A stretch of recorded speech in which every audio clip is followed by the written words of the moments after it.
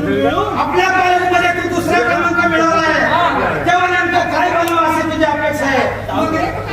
मित्रांनो, स्वतःच्या जीवनावरून दुसऱ्याला जीवन जाणणारा माणूस बाजारात मला तिनकरच्या बहिणीची दया आली आणि शिक्षकांना सांगितलं, सर मला काही इंजिनियर बनायचं नाही किंवा डॉक्टर बनायचं नाही किंवा वकील बनायचं नाही, अन्यथा एखादा मोठा मंत्री देखील बनायचं नाही. मग शिक्षकांनी विचारलं, हरिदास नेमकं काय बनावं असं तुझी अपेक्षा आहे? त्यावेळेस मी सरांना सांगितलं, सर माझी एकच अपेक्षा आहे की मनुष्याची इच्छा पूर्ण करण्यासाठी फक्त त्या 4 मुलांचा भाव बनावे.